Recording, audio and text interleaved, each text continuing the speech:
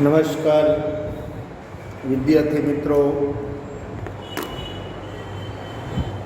આજના આપણા વિડીયો ધોરણ 11 એસટી વિભાગમાં પ્રકરણ નંબર 4 આવેદનપત્ર, જેને અંગ્રેજીમાં મેમોરેન્ડમ ઓફ એસોસિએશન, ટૂંકમાં ઘણા લોકો મેમોરેન્ડમ પણ કહે છે, તેમાં આપણે પ્રશ્ન નંબર 5ની ચર્ચા કરશું. પ્રશ્ન છે, આવેદનપત્રની કલમોમાં ફેરફાર કરવા અંગેની વિધિ જણાવો. આપણે અગાઉના વિડીયોમાં આવેદનપત્રની કલમો વિશે ચર્ચા કરી હતી. આવેદનપત્રના સંદર્ભમાં પણ બાબતોની ચર્ચા કરી હતી કે આવેદનપત્ર જે કંપની કાયદાની જોગવાઈઓ પ્રમાણે નોંધણી કરાવવા માંગે છે, કંપનીની સ્થાપના કરવા માંગે છે, તે દરેક કંપનીએ નોંધણીનું પ્રમાણપત્ર મેળવવા માટે આવેદનપત્ર તૈયાર કરવું ફરજિયાત છે. હવે આવેદનપત્ર એ કંપનીનો સૌથી અગત્યનો, સૌથી મહત્વનો, પાયાનો બંધારણીય મૂળભૂત દસ્તાવેજ ગણાય છે. તો આવેદનપત્ર કંપનીનો પાયાનો અને મૂળભૂત દસ્તાવેજ ગણાતો હોવાથી આવેદનપત્રમાં ફેરફારો કરવા સરળ નથી. એનો અર્થ એ નથી કે આવેદનપત્રમાં ફેરફારો કરી શકાતા નથી.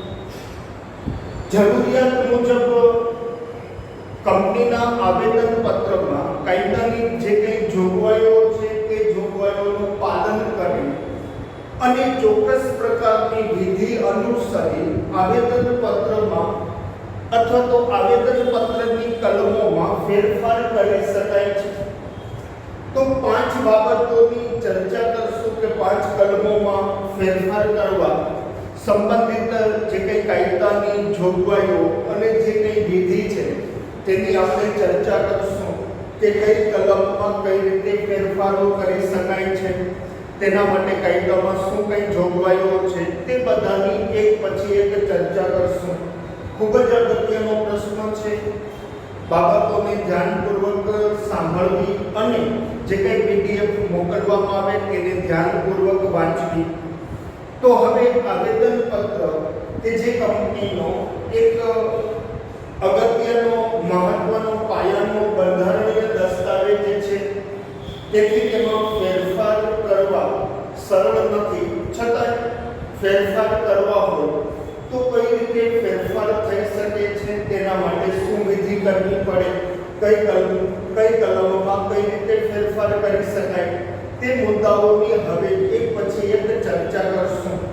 સૌથી પહેલી બાબત છે નામની કલમમાં ફેરફાર કરવો. તો કંપની પોતાની નામની કલમમાં, એટલે કે કંપનીના નામમાં ફેરફાર કરવા માંગતી હોય તો 2 પ્રકારના ફેરફારો હોઈ શકે છે. સ્વેચ્છાએ નામમાં ફેરબદલી કરવી હોય અથવા તો ફરજિયાતપણે નામની ફેરબદલી કરવી હોય. કારણ કે સ્વેચ્છાએ ઘણી વખત રાખેલું નામ સ્વૈચ્છિક રીતે ફેરફાર કરવું હોય અથવા તો ઘણી વખત નામ રાખી લીધા પછી એ ધ્યાને આવે કે આ અન્ય કંપની સાથે ભળતું નામ છે, તો તેવા સંજોગોમાં ફરજિયાતપણે નામ બદલવું પડે છે. કારણ કે અન્ય કંપનીએ રાખેલું તેની સાથે મેળ ખાતા નામ છે એ કંપનીનું રાખી શકાતું નથી. તો હવે નામની કલમમાં ફેરફાર કરવો હોય તો તેના સંદર્ભમાં પહેલી બાબત છે શેર હોલ્ડરોની સામાન્ય સભાની અંદર ખાસ ઠરાવ પસાર કરવો પડે છે. હવે ખાસ ઠરાવ કોને કહેવાય? તો કે ખાસ ઠરાવ અગાઉ પણ મેં કીધું હતું કે જે ઠરાવ પસાર કરવા માટે સભ્યોની ઓછામાં ઓછી 75% બહુમતી જરૂરી હોય તેવા ઠરાવને ખાસ ઠરાવ કહેવામાં આવે છે. તો શેર હોલ્ડરોની સામાન્ય સભામાં ખાસ ઠરાવ પસાર કરી કંપનીની નામની કલમમાં ફેરફાર કરી શકાય છે. નામની કલમમાં ફેરફાર કરવા માટે કેન્દ્ર સરકારની મંજૂરી લેવી પડે છે. એટલે કે મધ્ય સરકાર કેન્દ્ર સરકાર સેન્ટ્રલ ગવર્નમેન્ટ મંજૂરી આપે તો કંપની પોતાની નામની કલમમાં ફેરફાર કરી શકે છે. હવે કેન્દ્ર સરકાર તરફથી મંજૂરી મળી ગયા પછી 15 દિવસની અંદર કંપની રજિસ્ટ્રારને આ જે કંઈ નામમાં ફેરફાર કરવા સંબંધિત કેન્દ્ર સરકારે મંજૂરી આપી છે તેની જાણ 15 દિવસની અંદર કંપની રજિસ્ટ્રારને કરવી પડે છે. અને કંપનીમાં નામમાં પ્રાઇવેટ શબ્દ ખાનગી શબ્દ, કારણ કે ખાનગી કંપની તો પ્રાઇવેટ લિમિટેડ શબ્દ લગાડવો ફરજિયાત છે. તો સામાન્ય રીતે કોઈ કંપની છે કે પોતાના નામના છેડેથી પ્રાઇવેટ શબ્દ દૂર કરવા માંગતી હોય અથવા તો પ્રાઇવેટ શબ્દ ઉમેરવા માંગતી હોય તો તેના માટે કેન્દ્ર સરકારની મંજૂરી લેવાની જરૂર નથી પડતી. પ્રાઇવેટ શબ્દ ખાનગી શબ્દ દૂર કરવા કે ઉમેરવા માટે કેન્દ્ર સરકારની મંજૂરી લેવાની જરૂર પડતી નથી. તો આ છે નામની કલમમાં ફેરફાર કરવા સંબંધિત જે કંઈ કાયદાની જોગવાઈઓ અને જે કંઈ વિધિ છે તેની ચર્ચા કરી. નંબર 1, રજિસ્ટર્ડ ઓફિસ ની કલમમાં ફેરફાર. રજિસ્ટર્ડ ઓફિસ કંપનીની મુખ્ય ઓફિસ, હેડ ઓફિસ ની જે કંઈ સરનામાની વિગતો દર્શાવાય છે કે કંપનીની રજિસ્ટર્ડ ઓફિસ કઈ જગ્યાએ આવેલી છે, પત્ર વ્યવહારનું સરનામું મળી રહે. રજિસ્ટર્ડ ઓફિસથી કંપનીનું અદાલતી કાર્યક્ષેત્ર નક્કી થાય છે. બીજી વસ્તુ, કંપનીના જે અગત્યના મહત્વના જે કંઈ દસ્તાવેજો છે તેની માહિતી રજિસ્ટર્ડ ઓફિસના સરનામાના આધારે મળે છે. એટલે એ પણ ખ્યાલ આવે છે કે કંપની કયા રાજ્યની રહીશ છે, એટલે કે કંપની કયા રાજ્યમાં સ્થાપાયેલી છે. રજિસ્ટર્ડ ઓફિસના સરનામાની કલમના આધારે ખ્યાલ આવે છે. તો હવે રજિસ્ટર્ડ ઓફિસની કલમમાં ફેરફાર કરવો હોય તો તેના માટે 3 મુદ્દાઓ ખાસ યાદ રાખો. એક જ રાજ્ય, એક જ શહેર ના એક સ્થળેથી બીજા સ્થળે રજિસ્ટર્ડ ઓફિસ બદલવી હોય અથવા તો સરનામામાં ફેરફાર કરવા હોય, એક જ રાજ્યના એક શહેરમાંથી બીજા શહેરમાં રજિસ્ટર્ડ ઓફિસ ખસેડવી હોય, અને ત્રીજું છે એક રાજ્યમાંથી બીજા રાજ્યમાં રજિસ્ટર્ડ ઓફિસ ખસેડવી હોય તો તેના સંદર્ભમાં શું જોગવાઈઓ છે 3 બાબતોની ચર્ચા કરીશું. પેટા નંબર ABC આપેલા છે. એક જ શહેરના એક સ્થળેથી બીજા સ્થળે રજિસ્ટર્ડ ઓફિસ ખસેડવી હોય અથવા તો તેના સરનામામાં ફેરફાર કરવો હોય તો તેના માટે બોર્ડ ઓફ ડિરેક્ટર્સ એટલે કે સંચાલક મંડળની સભામાં સામાન્ય ઠરાવ છે એ પસાર કરી અને આ ફેરફાર છે એ કરી શકાય છે. જો એક જ શહેરના એક સ્થળેથી બીજા સ્થળે, ઉદાહરણ તરીકે રાજકોટ શહેરમાં કોઈ કંપનીની રજિસ્ટર્ડ ઓફિસ પેડક રોડ ઉપર આવેલી છે. હવે આ કંપની રાજકોટના પેડક રોડ ઉપરથી રજિસ્ટર્ડ ઓફિસ છે એ કાલાવડ રોડ ઉપર ખસેડવા માંગતી હોય તો તેના માટે સંચાલક મંડળની સભામાં સામાન્ય ઠરાવ પસાર કરી અને નિર્ણય કરી શકાય છે. અને આ પ્રકારના ફેરફારની જાણ 15 દિવસમાં કંપની રજિસ્ટ્રારને કરવી પડે છે. તો એક જ શહેરના એક સ્થળેથી બીજા સ્થળે રજિસ્ટર્ડ ઓફિસ બદલવી હોય, ખસેડવી હોય તો તેના સંદર્ભમાં જોગવાઈ. ત્યાર પછી એક જ રાજ્યમાં એક જ શહેરમાંથી બીજા શહેરમાં એટલે કે કંપનીની રજિસ્ટર્ડ ઓફિસ ગુજરાત રાજ્યના રાજકોટ શહેરમાં આવેલી હોય તો હવે રાજકોટ શહેરમાંથી કોઈ કંપની પોતાની રજિસ્ટર્ડ ઓફિસ અમદાવાદ ખસેડવા માંગતી હોય, સુરત કે વડોદરા ખસેડવા માંગતી હોય તો તેના સંદર્ભમાં કાયદાની શું જોગવાઈઓ છે તેની ચર્ચા કરી. તેના માટે શેરધારકોની સામાન્ય સભામાં ખાસ ઠરાવ પસાર કરવો પડે છે. હમણાં થોડી વાર પહેલા કીધું જે ઠરાવ પસાર કરવા માટે સભ્યોની ઓછામાં ઓછી 75% બહુમતી જરૂરી હોય તેવા ઠરાવને ખાસ ઠરાવ તરીકે ઓળખવામાં આવે છે. એટલે શેરધારકોની સામાન્ય સભામાં ખાસ ઠરાવ પસાર કરી અને મંજૂરી લેવી પડે છે. ત્યાર પછી જે કંપનીના પ્રાદેશિક ડિરેક્ટરો છે તેની પણ મંજૂરી લેવી જરૂરી છે.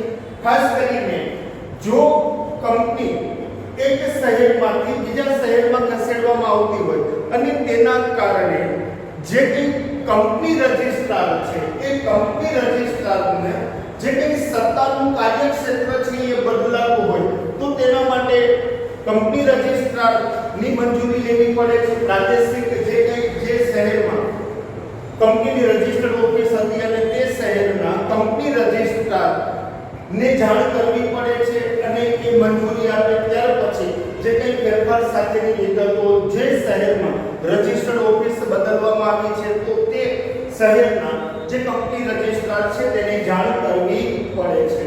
તો એક શહેરમાંથી બીજા શહેરમાં રજિસ્ટર્ડ ઓફિસ ખસેડવી હોય તો તેના માટેની જોગવાઈઓ.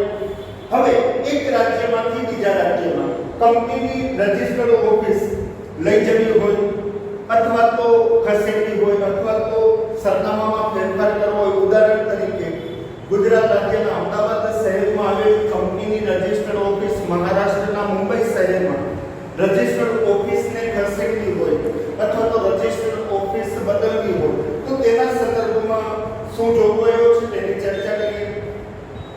તો એક રાજ્યમાંથી બીજા રાજ્યમાં રજિસ્ટર્ડ ઓફિસ લઈ જવી હોય તો તેના માટે કેન્દ્ર સરકારની મંજૂરી લેવી પડે છે. કેન્દ્ર સરકાર મંજૂરી આપે તો જ આ પ્રકારના ફેરફારો કરી શકાય છે. ત્યાર પછી કંપની રજિસ્ટ્રારને તેની જાણ કરવી પડે છે કારણ કે કેન્દ્ર સરકારે મંજૂરી આપ્યા પછી આ મંજૂરી સાથે જે કંઈ વિકલ્પો છે એ કંપની રજિસ્ટ્રારને જણાવવી પડે છે. કંપની રજિસ્ટ્રારને જરૂરી ફોર્મની અંદર અરજી કરવી પડે છે, ફી ચૂકવવી પડે છે અને કેન્દ્ર સરકારે મંજૂરી આપી છે તેની જાણ કરવી પડે છે અને 30 દિવસની અંદર આ ફેરફાર સાથેની જાણ છે કંપની રજિસ્ટ્રારને કરવી પડે છે. તો એક રાજ્યમાંથી બીજા રાજ્યમાં રજિસ્ટર્ડ ઓફિસ ખસેડવી હોય તો કેન્દ્ર સરકારની મંજૂરી જરૂરી છે. ત્યાર પછી જે કંપની રજિસ્ટ્રાર માની લો તો આપણે રજિસ્ટર્ડ ઓફિસની કલમમાં ફેરફાર કરવા સંબંધિત બાબતોમાં એક રાજ્યમાંથી બીજા રાજ્યમાં કંપનીની રજિસ્ટર્ડ ઓફિસ ખસેડવી હોય તો તેની ચર્ચા કરતા હતા. તો તેના સંદર્ભમાં કેટલીક બાબતોની ચર્ચા કરી લઈએ. ઉદાહરણ તરીકે જ્યારે કોઈ કંપની છે એ ગુજરાતના અમદાવાદ શહેરમાંથી મુંબઈના એટલે કે મહારાષ્ટ્રના મુંબઈ શહેરમાં કંપનીની રજિસ્ટર્ડ ઓફિસ ખસેડવા માંગતી હોય એટલે કે એક રાજ્યમાંથી બીજા રાજ્યમાં કંપનીની રજિસ્ટર્ડ ઓફિસ લઈ જવી હોય તો તેના સંદર્ભમાં કેન્દ્ર સરકારની મંજૂરી લેવી પડે છે. કેન્દ્ર સરકારની મંજૂરી મળ્યા પછી કંપની છે એ એક રાજ્યમાંથી બીજા રાજ્યમાં પોતાની રજિસ્ટર્ડ ઓફિસ ખસેડી શકે છે.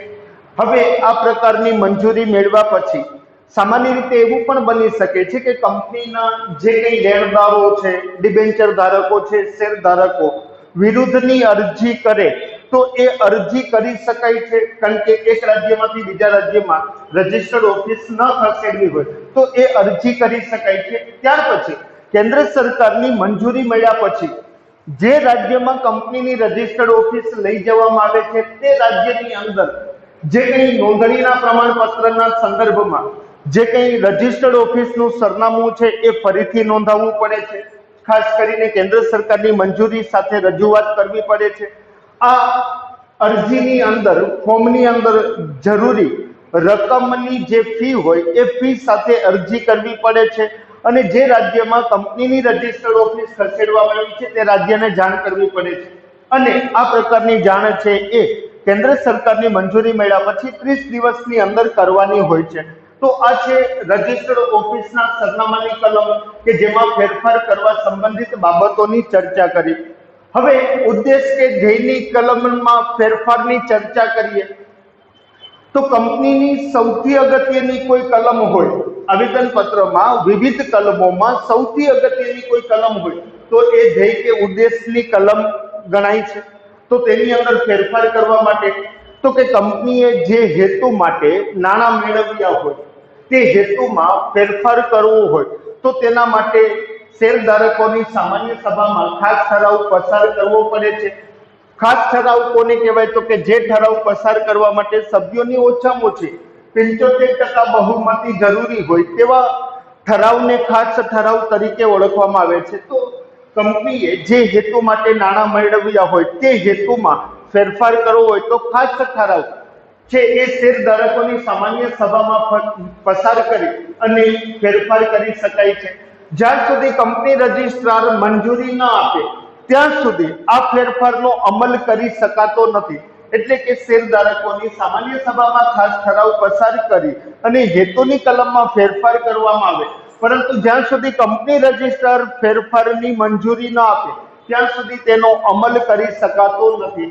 ત્યાર પછી બાંહેધરીથી મર્યાદિત કંપનીમાં વહેંચણી પાત્ર, કારણ કે બાંહેધરીથી મર્યાદિત જવાબદારી વાળી કંપની હોય છે, તે કંપનીની અંદર વહેંચણી પાત્ર જે કઈ નફો છે એ નફા સિવાયના કોઈ પણ પ્રકારના ઉદ્દેશમાં ફેરફાર કરી શકાતો નથી। જે કઈ વહેંચણી પાત્ર નફો છે એ નફાના સંદર્ભમાં જે કઈ ફેરફારો કરવા હોય તો એ ફેરફાર કરી શકાય છે, પણ વહેંચણી પાત્ર નફા સિવાયના જે કઈ ફેરફારો છે એ સામાન્ય રીતે હેતુની કે ઉદ્દેશની કલમમાં જે હેતુઓ દર્શાવ્યા છે તેમાં ફેરફાર કરી શકાતો નથી। તો આ છે ધ્યેયની કે ઉદ્દેશની કલમમાં ફેરફાર। ત્યાર પછી જવાબદારીની કલમ। તો જવાબદારીની કલમમાં ફેરફાર સંબંધિત કાયદાની શું જોગવાઈઓ છે તેની ચર્ચા કરીએ તો શેરધારકો પાસે શેરની જે બાકી રકમ છે તે રકમની જવાબદારીમાં ફેરફાર કરવો હોય, એટલે કે જવાબદારીમાંથી મુક્તિ આપવી હોય અથવા તો તેમાં ઘટાડો કરવો હોય તો તેવા પ્રકારના ફેરફારો છે એ કરી શકાય છે। એટલે કે જે બાકીના શેર છે તેની જવાબદારીમાંથી મુક્તિ આપવી હોય અથવા તો ઘટાડો કરવો હોય તો તે પ્રકારના ફેરફારો કરી શકાય છે। આ ઉપરાંત શેર મૂડીથી મર્યાદિત જવાબદારી વાળી કંપની અને બાંહેધરીથી મર્યાદિત જવાબદારી વાળી કંપની હોય તો ખાસ ઠરાવ પસાર કરી અને શેર મૂડી જે કઈ છે તેમાં શેર મૂડીની જવાબદારીમાં છે એ ઘટાડો કરી શકાય છે। તો તેના માટે ખાસ ઠરાવ શેરધારકોની સામાન્ય સભામાં, પછી એ મર્યાદિત શેર મૂડીથી મર્યાદિત જવાબદારી વાળી કંપની હોય કે બાંહેધરીથી મર્યાદિત જવાબદારી, તો બંને કંપનીઓએ ખાસ ઠરાવ પસાર કરી અને આ જે કઈ શેર મૂડી છે તેની જવાબદારીમાં જે કઈ ફેરફારો કરવા હોય તો તે ફેરફારો કરી શકાય છે। છેલ્લો મુદ્દો મૂડીની કલમમાં ફેરફાર। તો મૂડીની કલમમાં ફેરફારની ચર્ચા કરીએ તો મૂડીની કલમ આપણને ખ્યાલ છે કે કંપની પોતાના અસ્તિત્વ દરમિયાન વધુમાં વધુ કેટલી મૂડી મેળવશે તેનું પ્રમાણ છે એ મૂડીની કલમમાં દર્શાવાય છે। આ મૂડીની કલમમાં જે મૂડી દર્શાવવામાં આવે છે તેને અધિકૃત કે સત્તાવાર મૂડી તરીકે ઓળખવામાં આવે છે।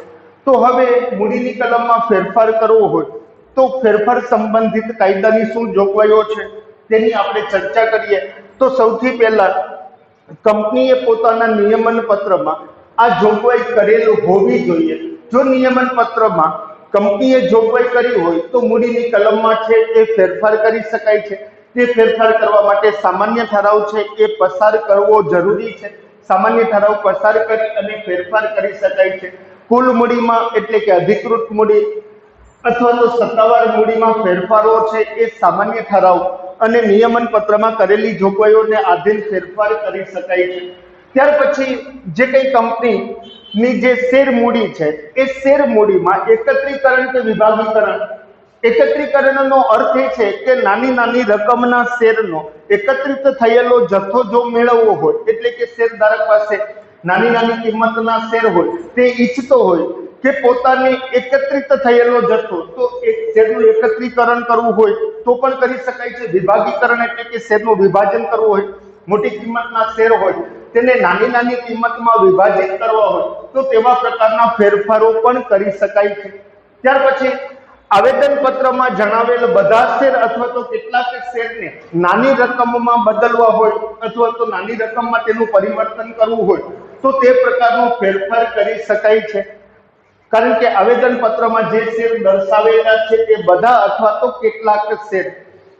ત્યાર પછી જે શેર કોઈ લેવા માટે તૈયાર ન હોય, એટલે કે કંપની છે એ કંપનીના શેર છે એ કોઈ લેવા માટે તૈયાર ન હોય તો તેવા પ્રકારના શેર છે એ રદ કરવા હોય તો તેવા પ્રકારના ફેરફાર પણ સામાન્ય રીતે સામાન્ય ઠરાવ પસાર કરી અને નિયમન પત્રમાં જોગવાઈ હોય તો ફેરફાર કરી શકાય છે। ત્યાર પછી ખાસ ઠરાવ દ્વારા શેર મૂડીમાં ઘટાડો, વધારો કરી શકાય છે, ઘટાડો પણ કરી શકાય છે। ઘટાડો કરવા માટે કાયદામાં જોગવાઈ છે કે કંપનીના શેરધારકોની સામાન્ય સભામાં ખાસ ઠરાવ પસાર કરી કંપનીની શેર મૂડીમાં ઘટાડો કરી શકાય છે અને તેના માટે અદાલતમાં અરજી કરવી પડે છે। અદાલતમાં અરજી કર્યા પછી અદાલતે મંજૂરી આપ્યા પછી જે કંપની છે એ ખાસ ઠરાવ પસાર કરી અને પોતાની શેર મૂડીમાં ઘટાડો કરી શકે છે. તો આ છે આવેદનપત્રની કલમોમાં ફેરફાર કરવા અંગેની જે કંઈ કાયદાકીય જોગવાઈઓ અને વિધિ. આપણે 5 કલમોની ચર્ચા કરી. નામની કલમ, રજિસ્ટર્ડ ઓફિસની કલમ, ધ્યેયની કે ઉદ્દેશની કલમ, જવાબદારી અને મૂડીની કલમમાં કઈ રીતે ફેરફાર થઈ શકે છે તેની ચર્ચા કરી. ખાસ આ પ્રશ્નને ધ્યાને લેશો. ખૂબ જ કાળજીપૂર્વક આ પ્રશ્નને સમજવો અને વાંચવો, જેથી કરી અને પ્રશ્નની બાબતો સમજી શકાય. તો અહીં સુધી રાખીએ છીએ. નવા વિડીયોમાં નવા પ્રશ્નની ચર્ચા કરશું.